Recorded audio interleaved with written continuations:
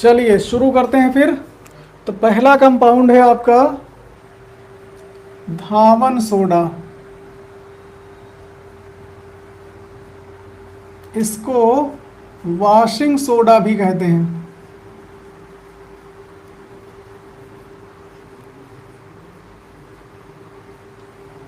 तो ये तो हो गया इसका नाम। अब इसके अणु सूत्र की बात करते हैं। इसका सूत्र क्या है? इसका अणु सूत्र है, सबको याद होगा, Na2CO3 10H2O।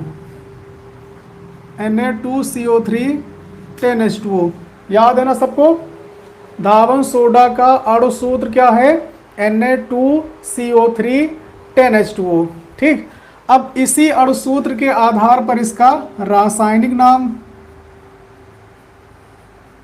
रासायनिक नाम क्या होगा? इसका सूत्र आप देख लो, नाम समझ में आ जाएगा। Sodium carbonate decahydrate. नाम क्या होगा इसका? Sodium carbonate decahydrate. Sodium carbonate, देखो आप सूत्र देखो, नाम आपको खुद ब खुद समझ में आ जाएगा। सोडियम कार्बोनेट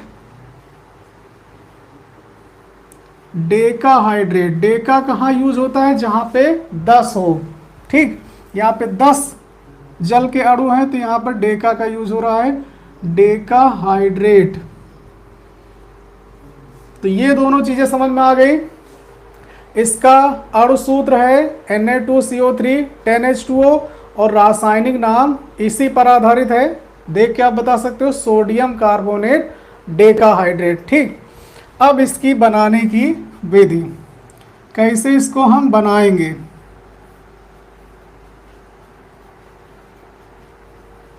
ये भी बहुत आसान है। बनाने के लिए आपको दो चीजें चाहिए, एक सोडियम हाइड्रोक्साइड और दूसरा कार्बन डाइऑक्साइड। ये दो चीजें आपको मिला करके इसको बनाना है। ठीक, कैसे बनाएंगे? देखो, हमें चाहिए सोडियम हाइड्रोक्साइड यानी NaOH और कार्बन डाइऑक्साइड गैस। इन दोनों की सहायता से हम धावन सोडा को बनाएंगे। कैसे? अब देखो, हमें चाहिए सोडियम हाइड्रोक्साइड का विलयन और उसमें हमें प्रवाहित करना है कार्बन डाइऑक्साइड गैस। तो क्या बनेगा? तब बनेगा सोडियम कार्बोनेट का विलयन Na2CO3 प्लस H2O। अगर हम सोडियम हाइड्रोक्साइड के सांद्र विलयन में कार्बन डाइऑक्साइड गैस प्रवाहित करेंगे तो हमें सोडियम कार्बोनेट का जलीय विलयन प्राप्त होगा। क्या प्राप्त होगा? सोडियम कार्बोनेट का जलीय विलयन। अब इसको चाहो तो बैलेंस कर लो, यहाँ पे 2 सोडियम है, यहाँ पे 1 है, तो हम 2 से मल्टीप्लाई करेंगे। यहाँ 2 सोडियम, ठीक, और ऑक्सीजन हो गए 2 और 2 4 हो गए, हाइड्रोजन 2 हैं और कार्बन 1 है। अब ये समीकरण आपकी संतुलित हो गई है ना। तो कैसे बनाएंगे? सोडियम हाइड्रोक्साइड के सांद्र विलयन में क्या करना है आपको? कार्बन डाइऑक्साइड गैस प्रवाहित करनी, जिससे आपको मिलेगा सोडियम कार्बोनेट का जलीय विलयन। ये क्या है? सोडियम कार्बोनेट का जलीय विलयन। ठीक। अब इसी विलयन का हम लोग करेंगे सांद्रण। तो जब इसका सांद्रण करेंगे तो हमें मिलेगा धावन सोडा Na2CO3। जब इसका हम सांद्रण करेंगे तो इसमें क्या हो जाएगा? 10 जल के अणु मिल जाएंगे तो बन जाएगा Na2CO3 10H2O। ये है धावन सोडा। ठीक, बहुत आसान है बनाना। सोडियम हाइड्रोक्साइड और कार्बन डाइऑक्साइड, इन दो चीज़ों से आप धावन सोडा बना सकते हो। कैसे? सोडियम हाइड्रोक्साइड के सांद्र विलयन में क्या करना है, कार्बन डाइऑक्साइड गैस प्रवाहित करना है, जिससे आपको क्या मिलेगा, सोडियम कार्बोनेट का जलीय विलयन मिलेगा। फिर उसका क्या करेंगे, सांद्रण करेंगे या फिर कह सकते हो वाष्पन करेंगे, तो हमें धावन सोडा के क्रिस्टल प्राप्त हो जाएंगे। समझ में आ गया? तो इसको लिख भी लेते हैं हम लोग, जिससे आपको और आसानी समझ में आ जाए। सोडियम हाइड्रोक्साइड और कार्बन डाइऑक्साइड, ठीक। क्या मिलाना है, सोडियम हाइड्रोक्साइड के साथ में आप लोग भी लिखिए, सोडियम हाइड्रोक्साइड के सांद्र विलयन में, सोडियम हाइड्रोक्साइड के सांद्र विलयन में कौन सी gas, carbon dioxide, carbon dioxide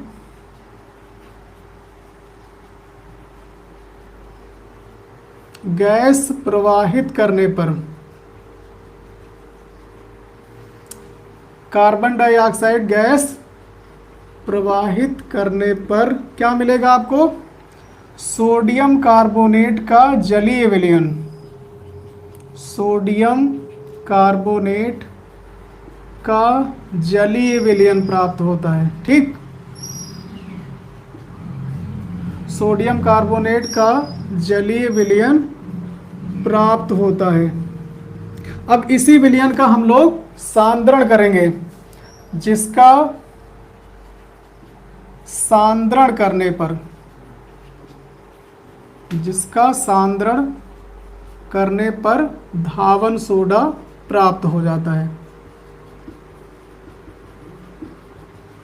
बहुत आसान है कि क्रिस्टल प्राप्त होते हैं। लिख सकते हो, कोई दिक्कत तो नहीं। बहुत सिंपल और बहुत आसान भाषा में आपको हम बताने की कोशिश कर रहे हैं।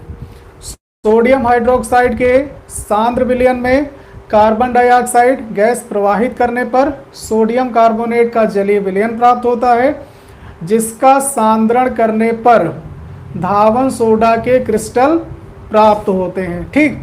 अब इसकी समीकरण भी आप लिख सकते हो। सोडियम हाइड्रोक्साइड यानी NaOH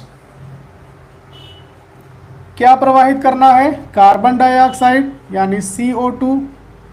क्या मिलेगा आपको, सोडियम कार्बोनेट का जलीय विलयन यानी Na2CO3 प्लस H2। यहाँ पे 2 से मल्टीप्लाई करेंगे तो बैलेंस होगी। जिसका सांद्रण करेंगे तो कितने अणु जुड़ जाएंगे इसमें, सोडियम कार्बोनेट में 10 अणु, Na2CO3 प्लस 10H2O, ये जुड़ जाएंगे तो बन जाएगा Na2CO3 10H2O। यही है आपका धावन सोडा। समझ में आ गया? अगर बनाने की विधि पूछी गई तो आपको ये लिखना है इतना, और ये समीकरण दोनों आपको लिखने पड़ेंगे। समझ में आ गया? चलो भाई, अब इसके हम लोग बात करेंगे भौतिक और रासायनिक गुणों की।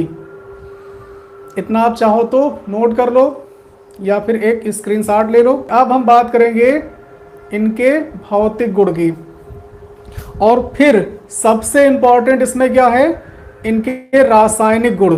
तो भौतिक गुण पहले, उसके बाद फिर रासायनिक गुण।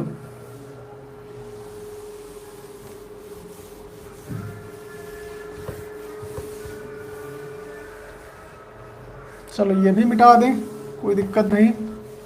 भौतिक गुण यानी कि फिजिकल प्रॉपर्टी।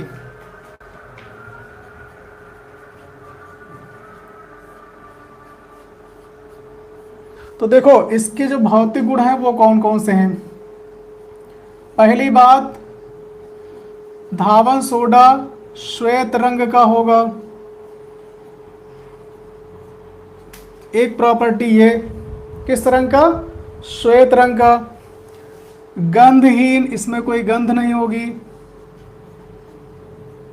गंधहीन, क्रिस्टलीय यानी क्रिस्टल के रूप में होगा, क्रिस्टलीय ठोस पदार्थ है।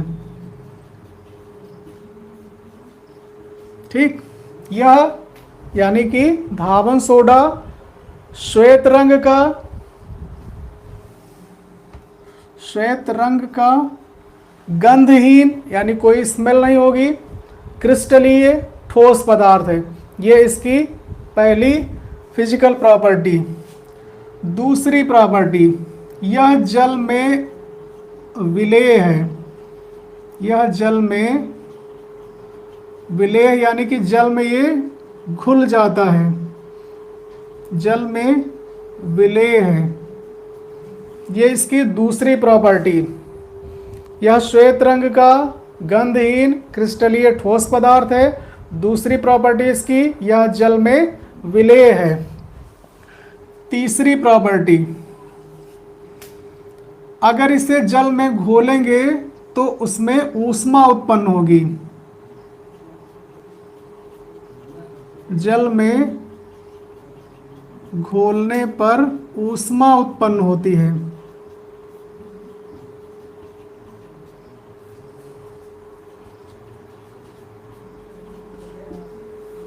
एक और इसकी प्रॉपर्टी, ठीक, ये जल में विलेय है और जल में जब इसे घोलेंगे तो ऊष्मा उत्पन्न होती है। अगली फिजिकल प्रॉपर्टी, इसका जलीय विलयन, जब घोलेंगे इसका जलीय विलयन क्षारीय होता है। कैसा होता है? क्षारीय होता है। इसका जलीय विलयन क्षारीय होता है। और अगली प्रॉपर्टी इसकी यह है कि इसके एक अणु में, इसका अगर आप स्वरूप देखो क्या है, Na2CO3 10H2O, ये धावन सोडा का एक अणु है ना। और इसके एक अणु में जल के कितने अणु हैं? 10। समझ गए? तो एक ये भी प्रॉपर्टी आप लिख सकते हो, इसके एक अणु में जल के कितने अणु होते हैं? 10 क्रिस्टलन अणु होते हैं। जल के 10 क्रिस्टलन अणु होते हैं। तो ये हो गई इसकी फिजिकल प्रॉपर्टीज, यानी कि धावन सोडा के भौतिक गुण। समझ में आ गए? बहुत आसान है। फिर से एक बार आप पढ़ लीजिए। यह श्वेत रंग का, यानी इसका रंग कैसा होगा? श्वेत, गंधहीन क्रिस्टलीय ठोस पदार्थ है, जल में विलेय है, जल में घोलने पर ऊष्मा उत्पन्न होती है और इसका जलीय विलयन क्षारीय होता है और इसके एक अणु में जल के 10 क्रिस्टलन अणु होते हैं। समझ में आ गई? तो ये हैं इसके भौतिक गुण। अब हम लोग बात करेंगे धावन सोडा के रासायनिक गुण, जो कि बहुत इंपॉर्टेंट हैं। हर एक रिएक्शन इसकी इंपॉर्टेंट है। धावन सोडा के रासायनिक गुण यानी केमिकल प्रॉपर्टीज, ये तो भैया बहुत ज़्यादा महत्वपूर्ण है, क्योंकि इसमें रिएक्शन आपको मिलेंगी वो अलग से भी पूछी जाती है एग्जाम में। चलो तैयार हो जाओ। रासायनिक गुण,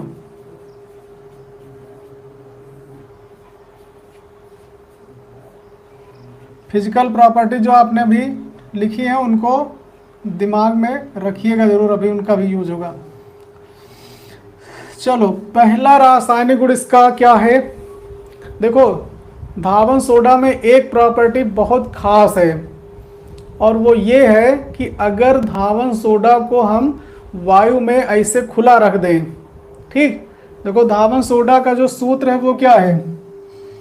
Na2CO3 10H2O, है ना। ये इसका अणु सूत्र है। इसमें जल के कितने अणु हैं? 10 अणु हैं। जल के कितने अणु हैं? 10 अणु हैं। तो इसकी जो पहली प्रॉपर्टी है वो ये है कि अगर धावन सोडा को हम वायु में ऐसे खुला रखते हैं तो इसके 10 में से 9 अणु अपने आप निकल जाते हैं, कुछ करना ही नहीं है। उनको मौका मिलेगा तो वो 9 लोग निकल लेंगे भैया। समझ गए? ऐसे खुला रखने पर ना कुछ आपको गर्म करना है ना कुछ करना है। जैसे ही धावन सोडा को आप वायु में खुला रखेंगे, इसके 10 में से कितने 9 अणु अपने आप निकल जाते हैं। और ये जो घटना होती है इसको कहते हैं उत्फुल्लन। मतलब ये होगा, अगर ये है मान लो Na2CO3 इसमें रखा हुआ है,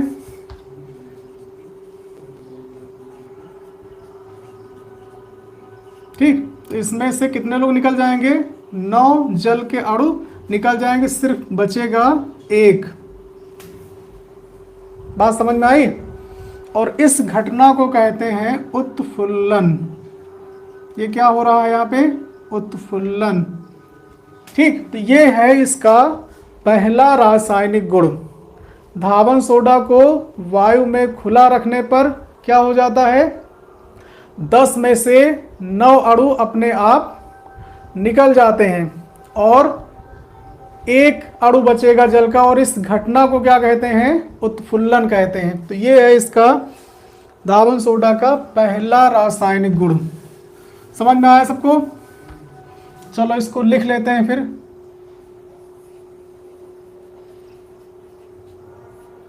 धावन सोडा को क्या करने पर? वायु में खुला रखने पर। वायु में खुला रखने पर क्या होगा? 10 में से 9 अणु खुला रखने पर जल के 10 में से 9 अणु अपने आप निकल जाते हैं। अपने आप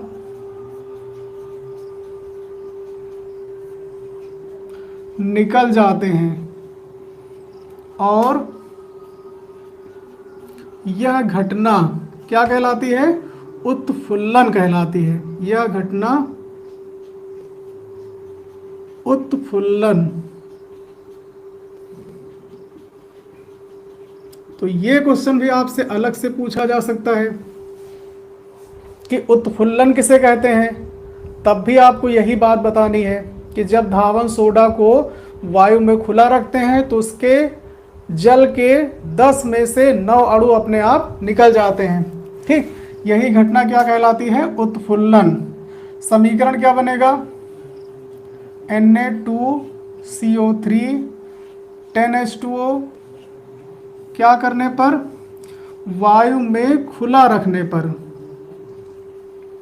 वायु में खुला रखने पर कुछ नहीं करना है, ऐसे खुला रखेंगे बस, तो बचेगा आपके पास Na2CO3H2O, सिर्फ 1 अणु बचेगा जल का और 9 चले जाएंगे अपने आप बाहर। ठीक, ये समझ में आ गया? धावन सोडा को वायु में खुला रखने पर उसके जल के 10 में से 9 अणु अपने आप निकल जाते हैं। इस घटना को क्या कहते हैं? उत्फुल्लन कहते हैं। इसका नाम हो जाएगा सोडियम कार्बोनेट मोनोहाइड्रेट। एक के लिए किसका प्रयोग होता है? मोनो। समझ गए? एक के लिए मोनो, 2 के लिए डाई, 3 के लिए ट्राई और 4 के लिए टेट्रा। समझ गए? एक के लिए किसका प्रयोग करेंगे? मोनो का प्रयोग करेंगे। तो इसका नाम हो जाएगा सोडियम कार्बोनेट मोनोहाइड्रेट। ओके, तो ये रासायनिक गुण समझ में आया। अब बात करते हैं दूसरे रासायनिक गुण की।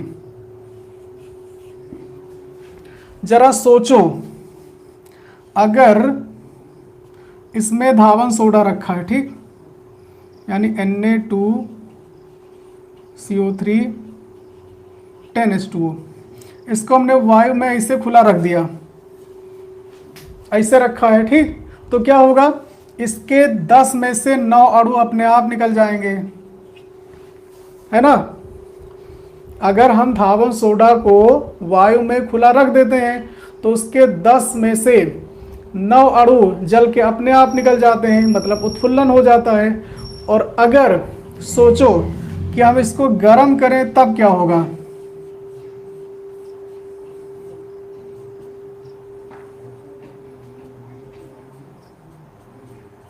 चलो हमने भट्टी जला दी नीचे। अगर हम धावन सोडा को गर्म कर दें तब क्या होगा? कुछ नहीं किया था तो जल के 9 अणु अपने आप निकल गए थे। तो अगर गर्म करेंगे तब क्या होगा? तब तो जल के सारे अणु निकल जाएंगे, है ना। अगर ऐसे रखने पर 9 अणु निकल रहे हैं तो गर्म करने पर क्या होगा? गर्म करने पर सारे अणु निकल जाएंगे, जो बचा एक है ना वो भी चला जाएगा। किसी भी चीज़ को अगर गर्म करो तो क्या उसका जो पानी है यानी जल है वो निकल जाता है भाप बन के, है ना। ये बात समझ में आ रही है कि धावन सोडा को अगर हम ऐसे खुला रखते हैं तो 9 अणु जल के निकल जाते हैं, तो गर्म करने पर क्या होगा? उसके समस्त अणु बाहर निकल जाएंगे। मतलब अगर गर्म करेंगे तो ये 10 के 10 चले जाएंगे बाहर गए, तो यहाँ जल के कोई अणु नहीं बचे। अब ये सोडियम कार्बोनेट तो है लेकिन इसमें जल नहीं है, तो इसका नाम क्या हो जाएगा? निर्जल सोडियम कार्बोनेट। इसमें जल का कोई अणु नहीं। समझ में आ गई बात? Yes, very good.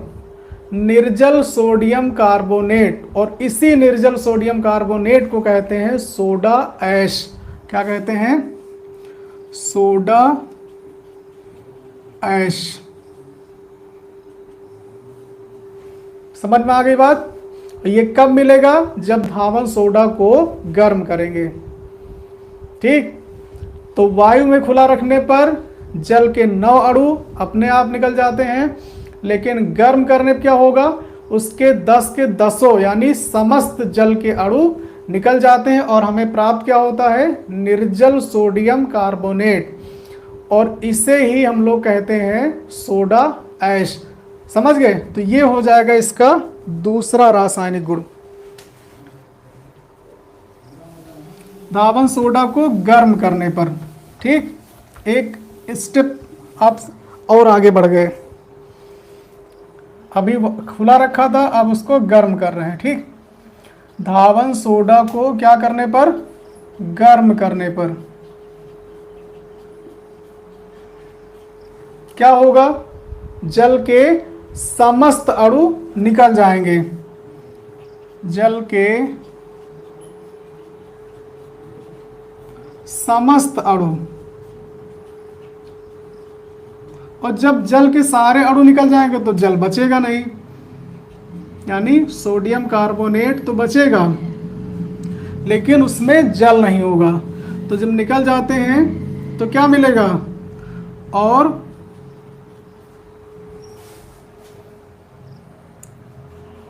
निर्जल सोडियम कार्बोनेट,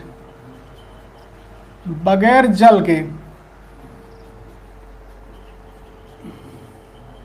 धावन सोडा को गर्म करने पर जल के समस्त अणु निकल जाते हैं और निर्जल सोडियम कार्बोनेट प्राप्त होता है। ठीक, जिसे क्या कहते हैं? जिसे सोडा ऐश कहते हैं। ये भी बहुत आसान है।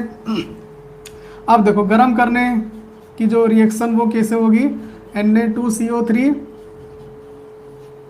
H2O, गर्म करने पर ये भैया एक जो बचे ये भी चले जाएंगे, सिर्फ बचेगा Na2CO3। जो एक बचा था वो भी निकल गया। इसी को कहते हैं निर्जल सोडियम कार्बोनेट।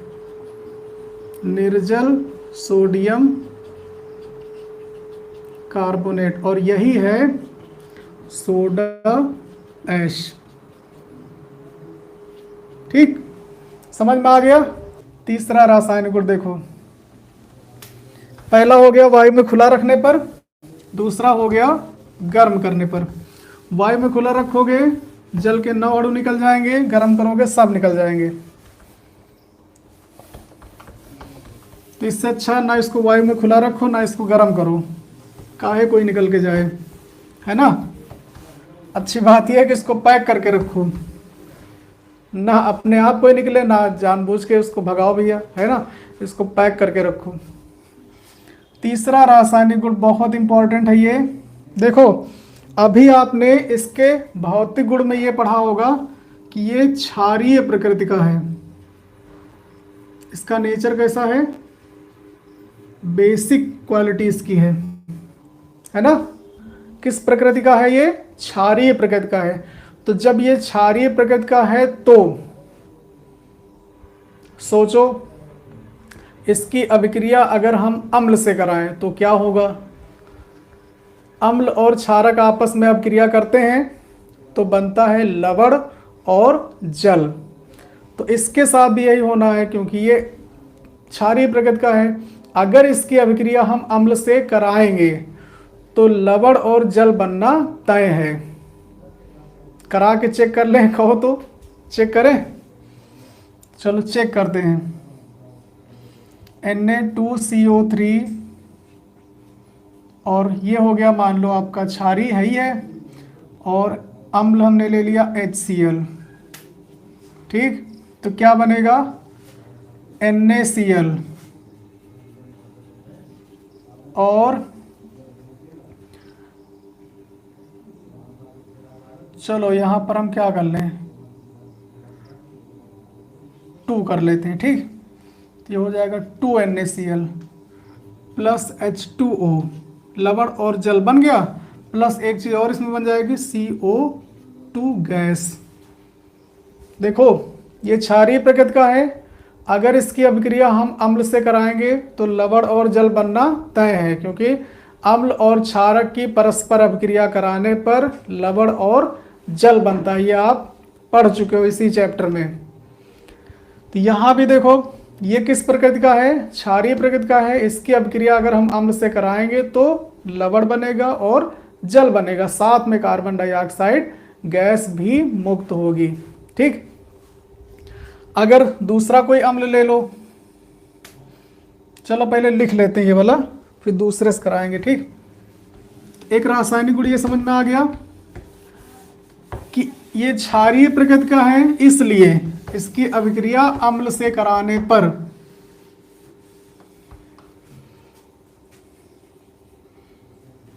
डायरेक्ट हम लिखे दे रहे हैं। ठीक, धावन सोडा की अभिक्रिया क्यों बनेगा लवण और जल? ये समझ में आ गया, क्योंकि ये क्षारीय प्रकृति का है ना। धावन सोडा की अभिक्रिया अम्ल से कराने पर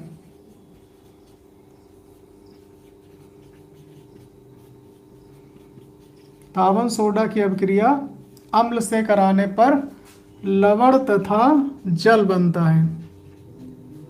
क्यों बनता है? क्योंकि ये क्षारीय है। लवण तथा जल बनता है और साथ में और कार्बन डाइऑक्साइड गैस भी मुक्त होती है, और कार्बन डाइऑक्साइड गैस। समझ में आया रिएक्शन इसकी? Na2CO3 ये हो गया सोडियम कार्बोनेट, ठीक, प्लस 2HCl बनेगा 2NaCl plus H2O plus CO2 gas. Balance कर लो, 2 सोडियम 2 सोडियम, ठीक, एक कार्बन है एक कार्बन, 3 ऑक्सीजन, 2 और 1 3 oxygen, 2 hydrogen 2 hydrogen, 1 chlorine 2 chlorine 2 chlorine. समझ में आ गया? देखो धावन सोडा क्षारीय प्रकृति का है, इसलिए इसकी अभिक्रिया अगर हम अम्ल से कराएंगे तो लवण और जल बनेगा, साथ में कार्बन डाइऑक्साइड गैस भी मुक्त होगी। समझ में आ गया?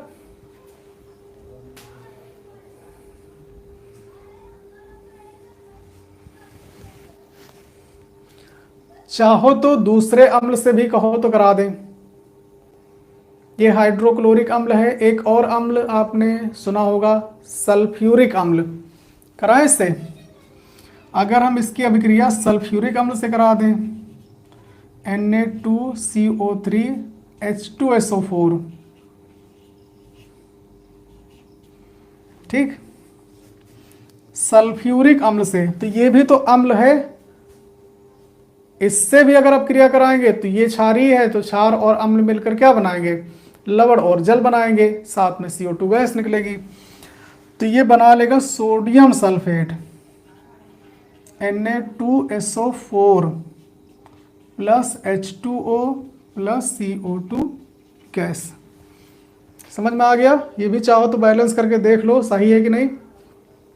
दो सोडियम है, एक कार्बन, 3 और 4 7 ऑक्सीजन, 4 5 और 2 7 ऑक्सीजन, 2 हाइड्रोजन।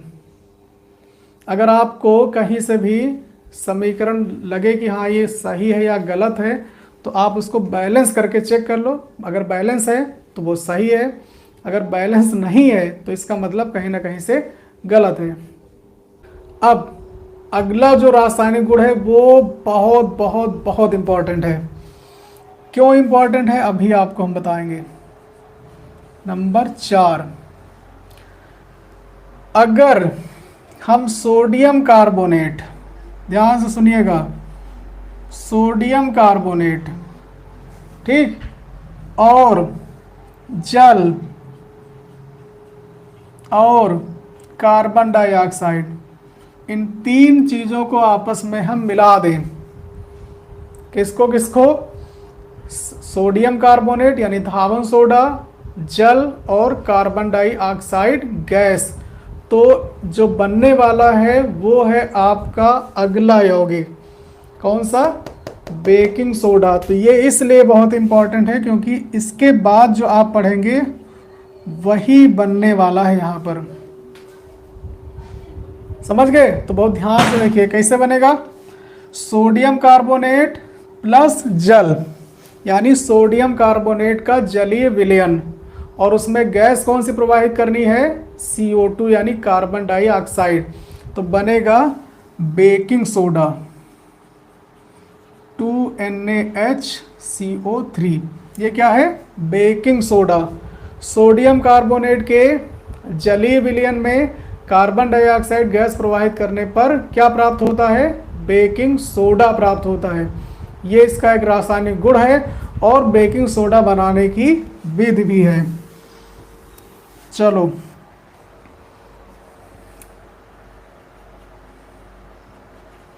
सोडियम कार्बोनेट के जलीय विलयन में, सोडियम कार्बोनेट के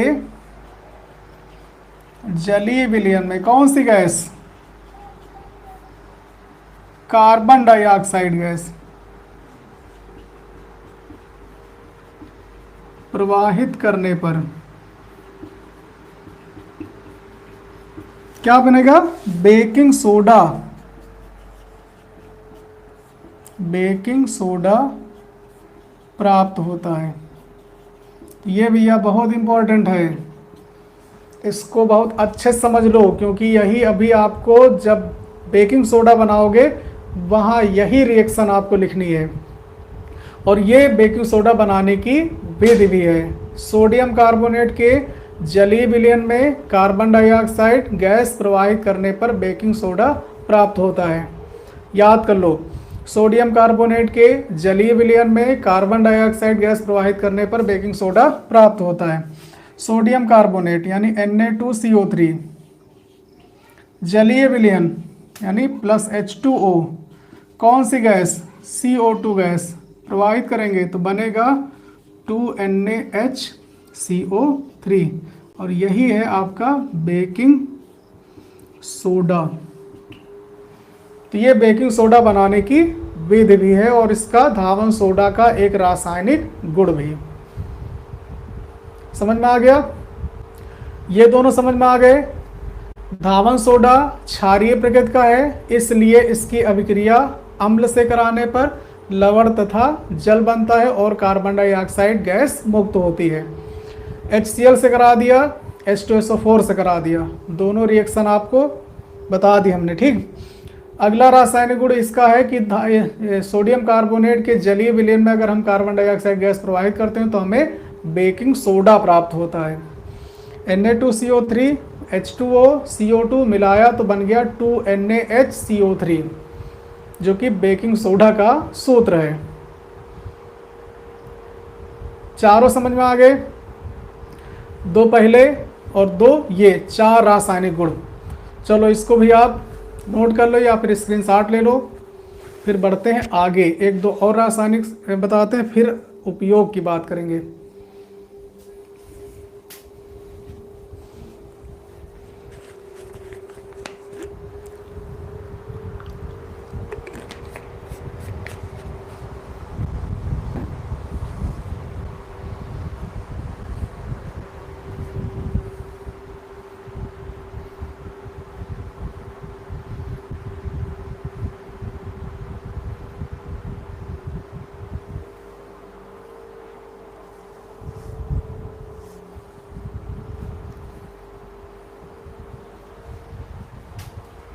हो गया, चलो चार हो गए, एक दो और समझ लें। चार रासायनिक गुण, पहला धावन सोडा को वायु में खुला रखने पर, दूसरा धावन सोडा को गर्म करने पर, तीसरा अम्ल से अभिक्रिया, चौथा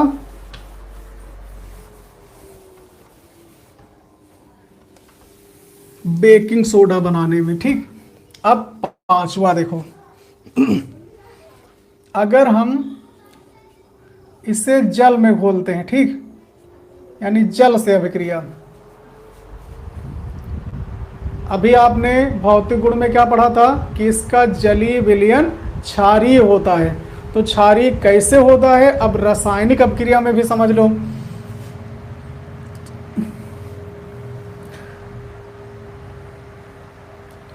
धावन सोडा को अगर हम जल में घोलें,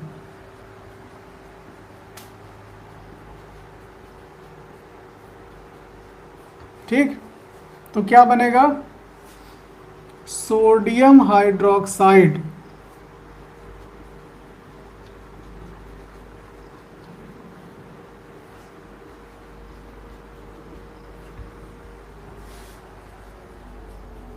जो कि प्रबल क्षार है।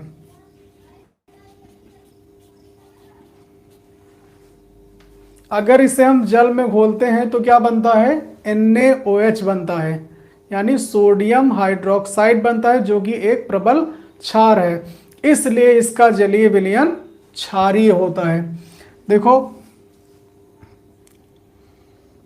Na2CO3 प्लस H2O, तो बनेगा NaOH और H2CO3, कार्बोनिक अम्ल। इसको क्या कहते हैं, कार्बोनिक अम्ल।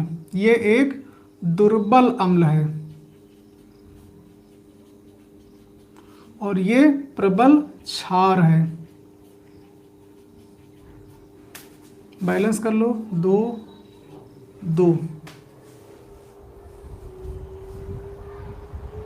अगर हम सोडियम कार्बोनेट यानी धावन सोडा को जल में घोलते हैं तो दो चीज़ें बनेंगी, एक बनेगा NaOH जो कि प्रबल क्षार है, और दूसरा कार्बोनिक अम्ल बनेगा जो कि एक दुर्बल अम्ल है। तो एक तरफ प्रबल क्षार और एक तरफ दुर्बल अम्ल। अब इन दोनों में किसका प्रभाव ज़्यादा होगा, प्रबल क्षार का होगा। इसका मतलब जो विलयन होगा वो कैसा होगा, है तो उसमें क्षार भी और अम्ल भी, लेकिन क्षार ज़्यादा प्रबल है, इसलिए उसका विलयन क्षारीय होगा। ठीक, जो कि प्रबल क्षार है, इसलिए इसका जलीय विलयन क्षारीय होता। अब समझ में आया, जलीय विलयन क्षारीय होता है। इसे अगर जल में घोलोगे यानी जल से अभिक्रिया करके ये NaOH और H2CO3 यानी एक दुर्बल अम्ल, कार्बोनिक अम्ल, सोडियम हाइड्रोक्साइड जो कि प्रबल क्षार है और H2CO3 जो कि दुर्बल अम्ल है, तो प्रभाव किसका ज़्यादा होगा, क्षार का होगा, इसलिए इसका जलीय विलयन क्षारीय होता है। 6 नंबर, धावन सोडा की अभिक्रिया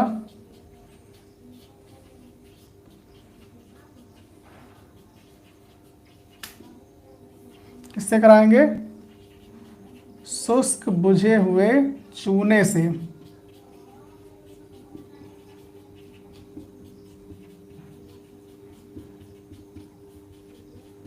क्या बनेगा? सोडियम हाइड्रोक्साइड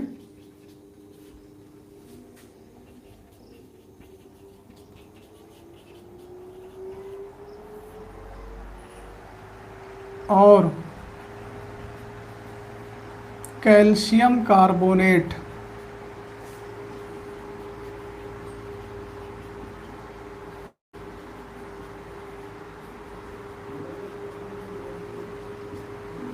तो ये इसका एक और रासायनिक गुण, Na2CO3 प्लस बुझे हुए चूने का सूत्र CaOH का होल ट्वाइस। क्या बनेगा? NaOH और CaCO3। समझ में आया? तो 6 रासायनिक गुण आपको हमने बता दिए। चलो अब बात करेंगे उपयोग की, बस ये हो जाएगा खत्म।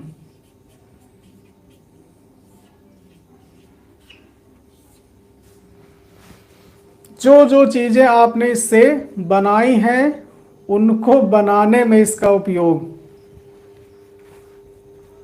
देखो सबसे पहला उपयोग इसका है, इसका नाम क्या है? वॉशिंग सोडा, धावन सोडा, यानी कपड़े धुलने में इसका यूज होगा। तो एक उपयोग इसका हो गया कपड़े धुलने में।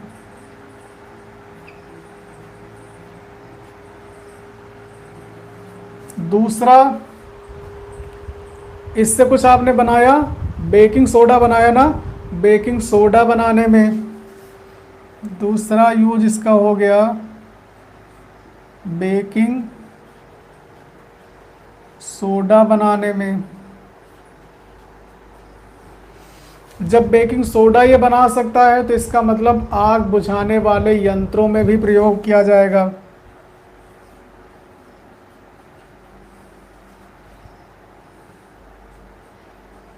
आग बुझाने वाले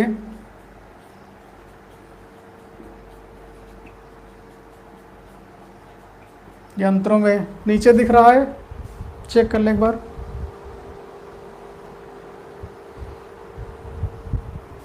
दिख रहा है ना? इसमें तो आ रहा है। चलो एक और आ जाएगा अभी।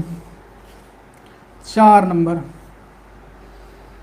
देखो इससे हमने बनाया है NaOH और NaOH से हम बनाएंगे साबुन। तो साबुन बनाने में भी